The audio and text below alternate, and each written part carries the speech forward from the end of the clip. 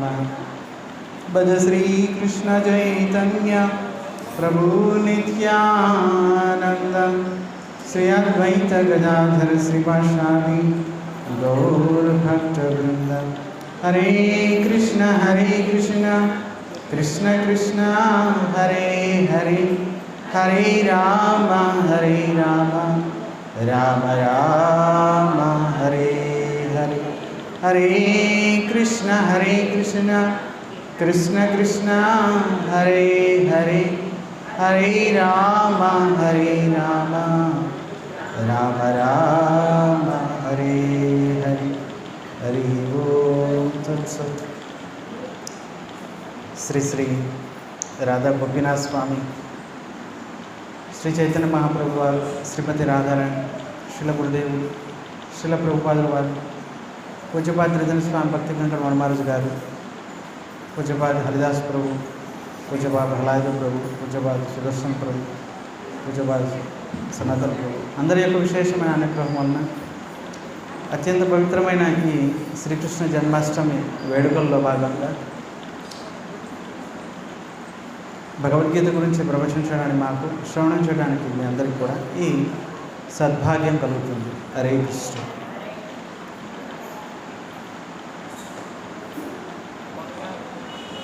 ఇప్పటి వరకు కూడా మహారాజ్ గారు ఎంతో చక్కగా మనకి భగవద్గీత సారాంశాన్ని వినిపించారు. 3 వస్తువులు అత్యంత దుర్లభం అంటారు.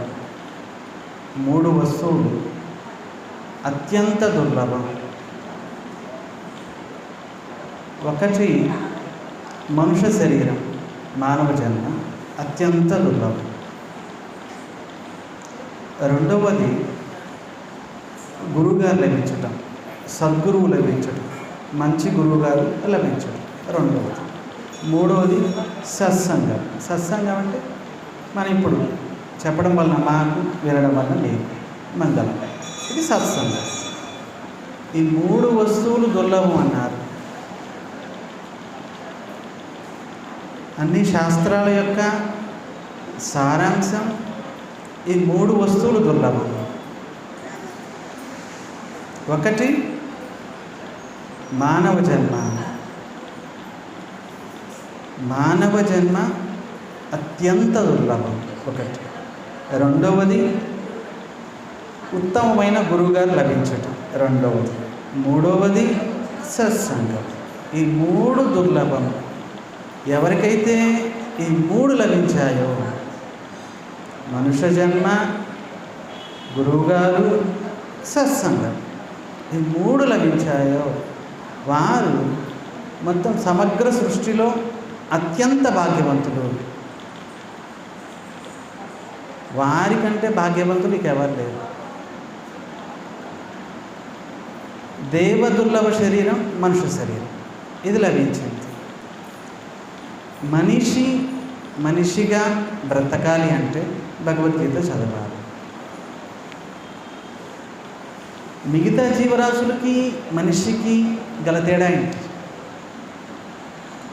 మిగతా 84 లక్షల జీవరాశులు ఉన్నాయి, వాటికి మనకి తేడా ఏంటి? అసలు మనిషి జన్మ ఎందుకు లభించింది చెప్పండి? మనిషి జన్మ ఎందుకు లభించింది? మనిషి జన్మ ఎందుకు లభించింది? 84 లక్షల జీవరాశులు ఉన్నాయి. హరే కృష్ణ. 84 లక్షల జీవరాశులు ఉన్నాయి, వాటికి లభించలేదు. ఎన్నో జీవరాశులు మనం చూస్తున్నాం. రకరకాల జంతువులు, పక్షులు, వృక్షాలు, కంటికి కనిపించేవి, కంటికి కనిపించనివి, ఇలా 84 లక్షల జీవరాశులు. మరి వాటికి లభించలేదే. దేవతలు కూడా లభించలేదే మనుష్య శరీరం. మనుష్య శరీరం ఎందుకు లభించింది? మనిషి శరీరం ఎందుకు లభించింది? మనిషిగా ఎలా బ్రతకాలి? 84 లక్షల జీవరాశుల కంటే మన యొక్క గొప్పతనం ఏంటి? ఈ విషయం తెలియాలంటే భగవద్గీత చదవాలి. కనీసం ఒక్క శ్లోకం ప్రతిరోజు ఒక్క శ్లోకం చదవగలిగితే చదవండి, లేకపోతే వినిపించేవాళ్ళంటే వినండి. ఏదో విధంగా మొత్తానికి ఒక శ్లోకం తాత్పర్యం ఇలా జీవితాంతం. అప్పుడే మనిషిగా బ్రతకొచ్చు. ఎంతోమంది మనుషులు ఉన్నారు, మనుషులుగా బ్రతుకుతున్నారే? మనుషుల్లో బతుకుతున్నారా? 84 లక్షల జీవరాశులకి మనకి తేడా ఏంటి? మరి 84 లక్షల జీవరాశులు తింటున్నాయి, మనం తింటున్నాం. అవి పిల్లలు కంటున్నాయి, మనం కంటున్నాం. అవి నిద్రపోతున్నాయి, మనం నిద్రపోతున్నాం. మరి తేడా ఏంటి? తేడా ఎందులో ఉంది? వాటి మనకి తేడా ఏంటి? ఇంకా అవి తింటున్నాయి, మనం తింటున్నాం. ఇంకా చూడండి, తినడం, నిద్రపోవడం, పిల్లల్ని కండం, వీటన్నిటిని విషయ భోగాలు అంటారు. వీటిని అనుభవించడానికి కాదు ఈ మానవ శరీరం. అర్థమవుతుంది కదా? కేవలం తినడానికి, పిల్లలు కనడానికి, నిద్రపోవడానికి అయితే మిగతా జీవరాశుల్లో వాటిల్లో ఇంకా స్వేచ్ఛ ఎక్కువ, ఇంకా అధికమైన విషయభోగం మిగతా జీవరాశుల్లో.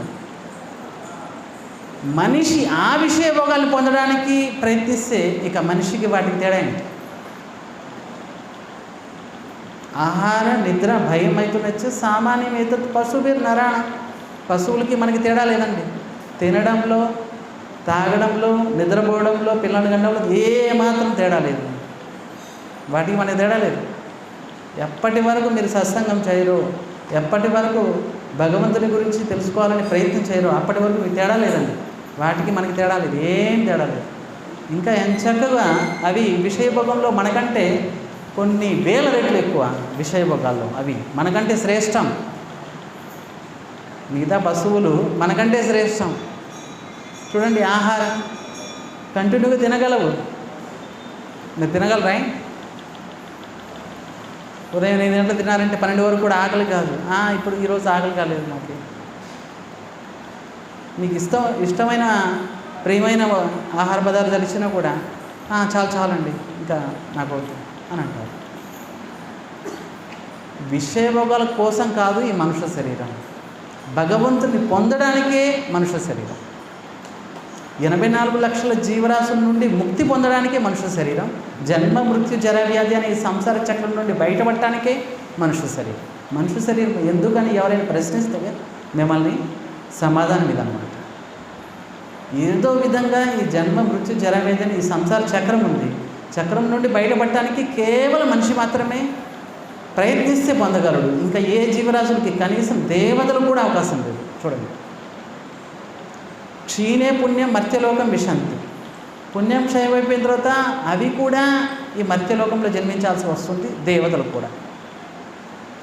అక్కడున్న సుఖానికి ఇక్కడ ఉన్న సుఖానికి ఏమాత్రం తేడా లేదండి. ఎలా మనం అనుభవించే సుఖానికి పశువులకి తేడా లేదో అర్థమవుతుంది విషయం. మనం అనుభవిస్తున్నాం విషయభోగాలు, తినడము, పిల్లలు కండము, సుఖం, ఇంద్రియ భోగం. మరి పశువులకి తేడా లేదండి. ఇది అనుకుంటారేమో, పశువులకి ఏం తెలుసులే, ఏం తెలియదు.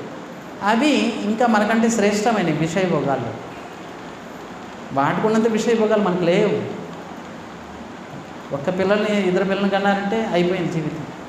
అవి బోల్డ్ అంతా 10 మంది చొప్పున కనేస్తావచ్చు. విషయభోగాలు బోల్డ్ అంత ఉంది. తిరగవచ్చు, తినవచ్చు, నిద్రపోవడానికి ఏసీ అక్కర్లేదు, బెడ్ అక్కర్లేదు, ఆరాంగా ఎక్కడైనా పడుకోవచ్చు, ఎక్కడైనా నిద్రపోవచ్చు. బాగా నిద్ర వస్తుంది, నిద్ర ట్యాబ్లెట్లు అక్కర్లేదండి వాటి. పిల్లల్ని కనడానికి మరి విశేషమైన కంఫర్టబుల్ జీవితం అక్కర్లేదు, హాస్పిటల్ అక్కర్లేదు వాటికి. ఎక్కడైనా ఎప్పుడైనా సరే తినడానికి వండుకో అక్కర్లేదు. మరి ఇవన్నీ చేయాలంటే మనం ఏంటి? స్కూల్కి వెళ్ళాలి, యూనివర్సిటీకి వెళ్ళాలి, హాస్పిటల్ కావాలి, మనకి కంపెనీలు కావాలి, డబ్బు సంపాదించాలి, ఇవన్నీ కావాలి. ఇవన్నీ కూడా అవి అనాశయంగా చేస్తున్నాయి. పశువులు, పక్షులు వాటికి ఏం అక్కర్లేదు. ఇవన్నీ చాలా చక్కగా ప్రకృతి ఇచ్చిన, భగవంతుడు ఇచ్చారు, ఏర్పాటు అందరికీ ఇచ్చారండి. కనుక పశువుల్లాగా మనం కేవలం తినడం, కేవలం నిద్రపోవడం, కేవలం పిల్లలు కనడం, కేవలం విషయభోగాలు అనుకుంటే వాటికి మనకి తేడా లేదు. మరి విశేషమైన ధర్మేణ తేషాం అధికో విశేషో ధర్మేణ హీనే పశువే సమానం. విశేషంగా ధర్మం ఏంటి? ఆ ధర్మం సనాతన ధర్మాన్ని, భాగవత ధర్మాన్ని పాటించడానికి అవకాశం ఇచ్చారు మనిషికి. భాగవతంలో ఒక శ్లోకం వస్తుంది, ఆ ఒక శ్లోకం చెప్పుకొని మనము అహో అమీషాం కిమకారి శోభనం ప్రసన్న ఏషాం స్విదుత స్వయం హరి ఏజన్మ లబ్ధం ఋషు భారతాజిరి ముకుంద సేవో పైకం స్పృహాహిన. దేవతలు చూడండి, దేవతలు ప్రార్థిస్తున్నారు భగవంతుడు. ఎప్పుడైతే మనల్ని చూసి దేవతలకు అసూయ కలిగింది, మనల్ని చూసి దేవతలకి అసూయ కలిగింది. అహో అమీషం కిమకారి శోభనం, అబ్బా వీరంతా భాగ్యవంతులు, భగవంతుడు గోపినాథ్ ఎదురుగా కూర్చొని హరికథ వింటున్నారు, ఎంతో భాగ్యవంతులు దేవతలు అంటున్నారు. అహో అమీషం కిమకారి శోభనం, అబ్బా వీరు భాగ్యవంతులయ్యా. ఎందుకయ్యా? మీరు దేవతలంటే అత్యంత పైన ఉంటారు, స్వర్గలోకంలో ఉంటారు, ఎన్నో రకాల భోగా విలాసాలు ఉంటాయి. మనిషి శరీరం కంటే ఉత్తమ శరీరం కదా దేవత శరీరం. మనిషి శరీరం కంటే ఉత్తమ శరీరం కదా దేవత శరీరం. మరి దేవతలు భగవంతుని ఎందుకు ప్రార్థిస్తున్నారు? స్వామి మనుషులు భాగ్యవంతులని. ఎందుకని? ప్రసన్న ఏషాం స్విదుత స్వయం హరి. మనిషిని చూసి ప్రసన్నుడైపోతున్నారు ఎవరు? హరి. మనిషిని చూసి, మనిషిగా బ్రతికే మనిషిని చూసి, అందరు మనుషులను చూసి కాదు, మనిషిగా బ్రతికే మనిషిని చూసి ప్రసన్న ఏషాం స్విదుత స్వయం హరి. హరి ప్రసన్నుడైపోతున్నారు. ఎవరైతే నిత్యం తిలకం పెట్టుకుంటారు, ఎవరైతే మనిషి జన్మ పొందినందుకు లాభం తులసి వేసుకుంటారు మెడలో, ఏది తినాలో అదే తింటారు, ఏది తినకూడదో అది తినరు, నిత్యం భాగవతం వింటూ ఉంటారు, నిత్యం భగవంతుడు నామం జపం చేస్తుంటారు, నిత్యం భగవంతుడు దర్శిస్తుంటారు, ప్రదర్శన చేస్తుంటారు. ఈ విధంగా తమ జన్మను ధన్యం చేసుకుంటారు. వారిని చూసి ప్రసన్న ఏషాం స్విదుత స్వయం హరి. హరి భగవంతుడు ప్రసన్నుడైపోతున్నారు, అత్యంత ఆనందపడిపోతున్నారు. దేవతను చూసి కూడా ఆయనకు ఆనందం లేదు. ఇదేంటే ఇంత ఆనందం ఎందుకని? ఏర్జన్మలబ్ధం ఋషు భారతాచరి. అది కూడా ఎవరు? మనిషిలాగా బ్రతికే భరత జన్మంలో జన్మించిన వారు. అది కూడా మొత్తం ఈ పృథ్వీ అంతా కూడా మనుషులు చాలామంది ఉన్నారు. మొత్తం ప్రపంచమంతా అన్ని దేశాల్లో మనుషులు ఉన్నారు, మనుషులు ఎక్కడ లేరు. మరి వారి జీవితం మనిషి జీవితం ఏంటి? మరి దుర్భాగ్యం చూడండి, ఇక్కడ జన్మించి ఇక్కడ పెరిగిన వాళ్ళు కూడా అక్కడికి వెళ్ళిపోవాలని ఇష్టపడతారు. కానీ అక్కడ పశు జీవితం కంటే హీనమైన జీవితం అక్కడ. మా కళతో మేము చూసాం కాబట్టి చెప్తున్నాం. పశు జీవితం కంటే హీనమైన జీవితం అక్కడ. మరి ఆ పశు జీవితం కోసం పశువుల్లో కలిసిపోవడానికే మనిషి శరీరం. కనుక ఏ జన్మ లబ్ధం ఋషు భారతాచరే.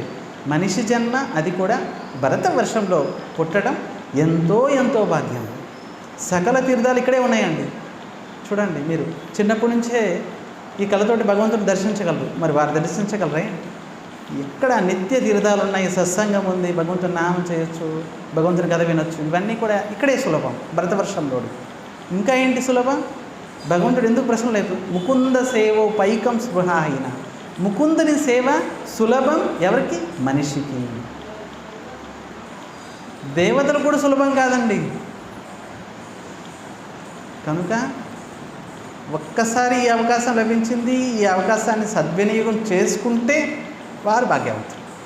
నిజానికి మనిషి జన్మ భారతవర్షంలో పుట్టి సత్సంగం చేస్తున్నారంటే వైకుంఠ ద్వారం దగ్గర ఉన్నట్లే. ఇంకా ఒక అడిగేస్తే లోపలికి వెళ్ళిపోవచ్చు.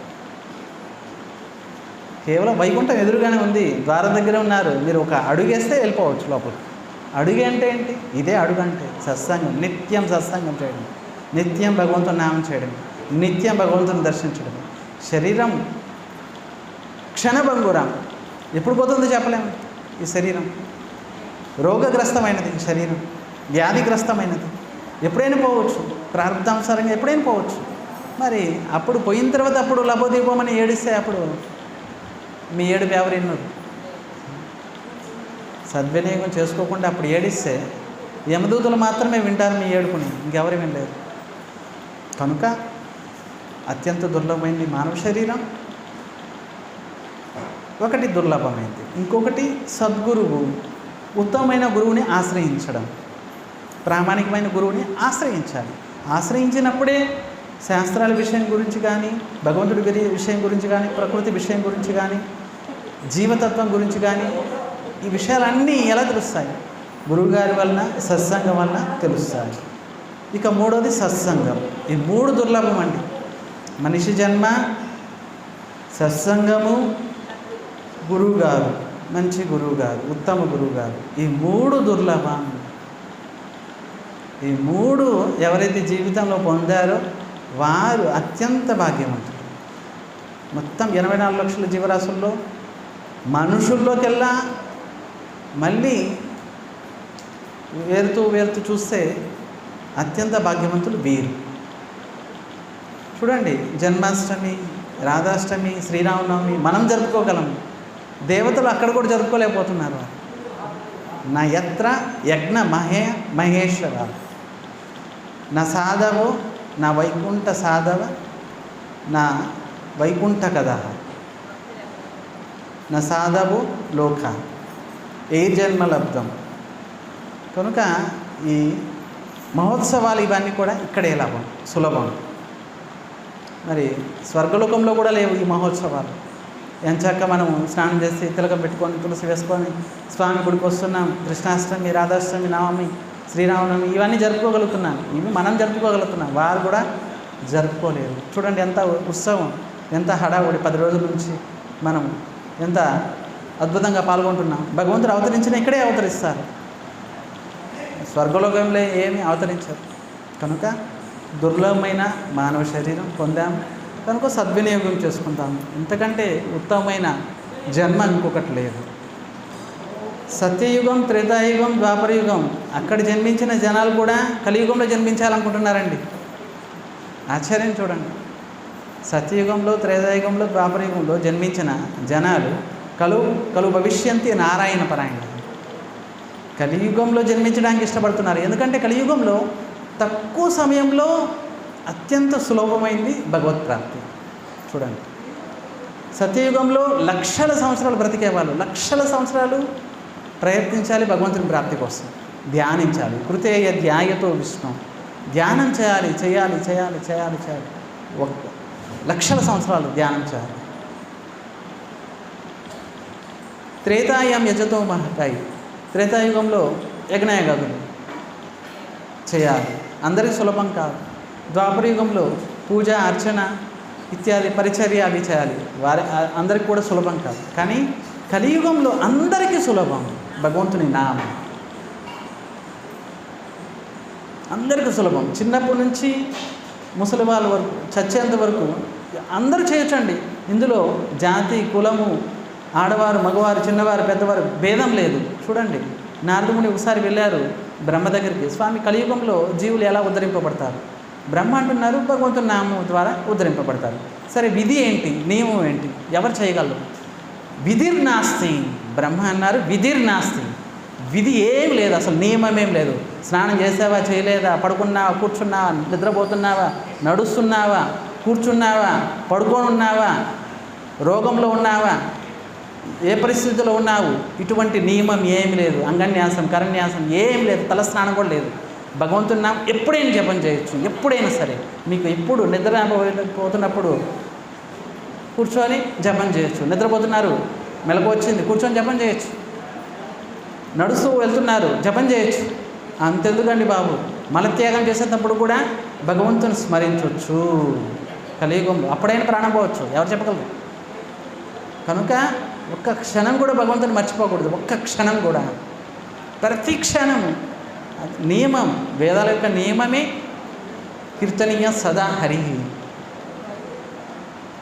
భగవంతుడిని నా విస్మరంతి, మర్చిపోకూడదు భగవంతుడు ప్రతి క్షణం. దీన్నే కృష్ణ చైతన్యం అంటారు. కృష్ణ చైతన్యాన్ని జాగృతం చేసి దాన్ని ఇంకా ఇంకా ఇంకా చచ్చేంత వరకు అంతే యామతి తాగతి. అంతిమ సమయంలో మన యొక్క బుద్ధి, మన స్వభావం ఎలా ఉంటే అలాంటి గతి ప్రాప్తమవుతుంది. అంతే నారాయణ స్మృతి. అదే నియమం. కనుక ఏర్పాట్లన్నీ అంతిమ సమయంలో నారాయణ స్మృతి రావడానికే ఇప్పటి నుంచి కూడా మనం ప్రతిక్షణం కూడా భగవన్ నామాన్ని జపం చేస్తూ ఉండాలి. శరీరం వదిలేటప్పుడు నారాయణ. చూడండి, అజామిలు భాగవతంలో చెప్పాము ఒకసారి, అజాములోపాఖ్యానం. అజామిలుడు అంతిమ సమయంలో శరీరం వదిలేటప్పుడు పిల్లవాడి పేరు నారాయణుడు, నారాయణ అనే అర్చారు. విష్ణుదూతులు వచ్చారు, తీసుకెళ్ళిపోయారు. చూడండి, కనుక భగవన్నామం సులభం భగవన్నామం జిహ్వాచ వశవర్తిని. భగవంతుడిని నామం సులభము, నాలుగు కూడా వశవర్తిని. ఎవరి నాలుగు వాళ్ళ దగ్గర ఉంది. అప్ప అడగక్కర్లేదు, ఎక్కడి నుంచి తెచ్చుకోకర్లేదు. ఎవరి నాలుగు వాళ్ళకి భగవంతుడు ఇచ్చేశారు ఆల్రెడీ. కృష్ణ అని అనమంటే అనగలను వెంటనే, ఎవరి పర్మిషన్ అక్కర్లేదు కదా,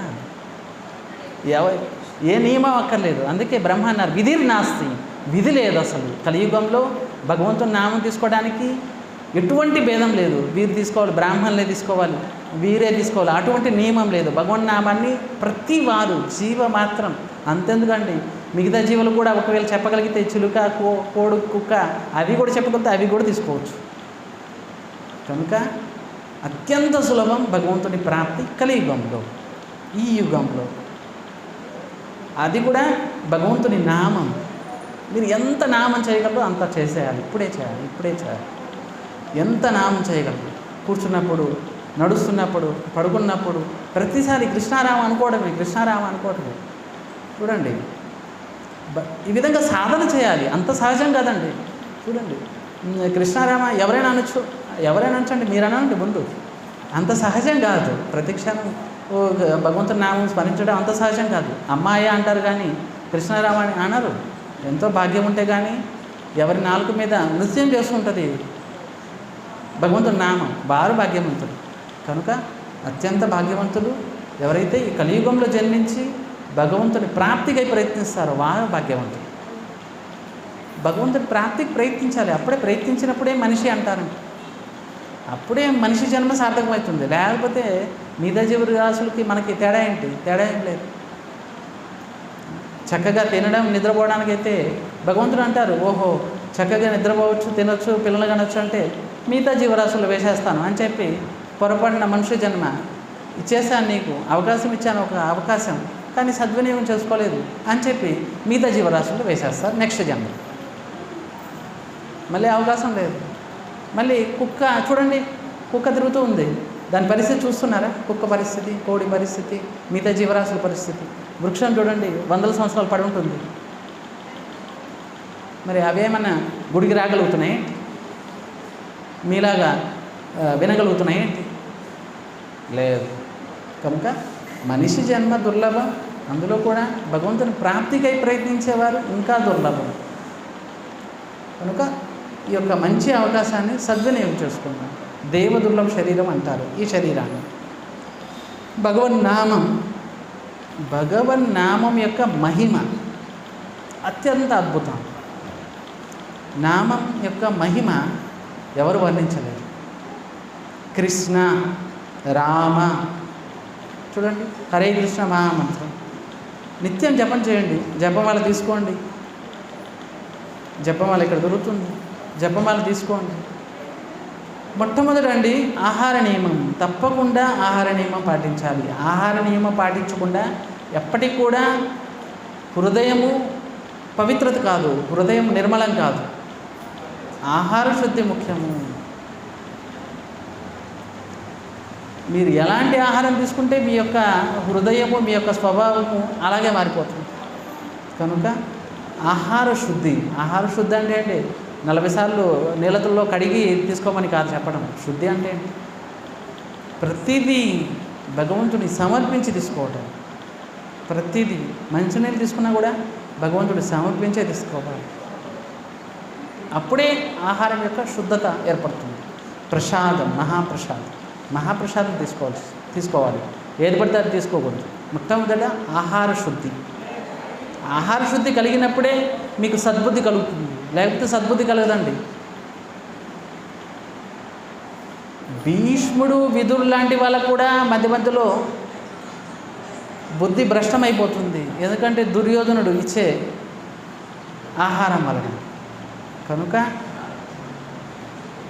శుద్ధమైన పవిత్రమైన ఆహారం తీసుకోవాలి. పవిత్రమైన ఆహారం ప్రతిదీ శాస్త్రానుసారంగా ఏవి తీసుకోవాలని చెప్పారో అవే తీసుకోవాలి. అది కూడా భగవంతుడు సమర్పించి. అప్పుడే సద్బుద్ధి వస్తుంది, మంచి బుద్ధి వస్తుంది, మంచి ఆలోచన వస్తుంది. లేకపోతే ఇక మిగతా వాళ్ళలాగా బ్రతకాలనిపిస్తుంది. సినిమాలు, షికార్లు, సీరియళ్ళు మిగతా వాళ్ళలాగా బ్రతకాలనిపిస్తుంది. కనుక ఆహార శుద్ధి. ఎక్కడ పడితే అక్కడ తినకూడదు, ఏది పడితే అది తినకూడదు. ఆహార శుద్ధి ముఖ్యము. కనుక మొట్టమొదట మీరు ఆహార శుద్ధి. ఉల్లిపాయ వెల్లుల్లి తీసుకోకూడదు, మిగతా ఇవి అస్సలు లేదు. ఉల్లిపాయ వెల్లుల్లి తీసుకోకూడదు. ఇలా భగవంతుడు సమర్పించి ప్రతిదీ. భగవంతుడు ఫోటో ఉంటుంది, తులసి వేస్తారు, భగవంతుడు సమర్పిస్తారు. వండిన ప్రతిదీ అన్నము, పప్పు, కూర, పచ్చడి ఏం వండుతారు, ఏం తీసుకోవాలనుకుంటున్నారు అవి స్వామి ఎదురుగా ఒక ప్లేట్లో పెడతారు. తులసి పత్రం వేస్తారు, మంచినీళ్ళలో తులసి పత్రం వేస్తారు. తులసి పత్రం వేసి స్వామికి నైవేద్యం పెడతారు. స్వామి అన్నము, పప్పు నాకు లభించిందే, నా దగ్గర ఉన్నవే మీకు పెడుతున్నాను అని చెప్పి స్వామికి సమర్పించాలి. అవి తీసుకోవాలి.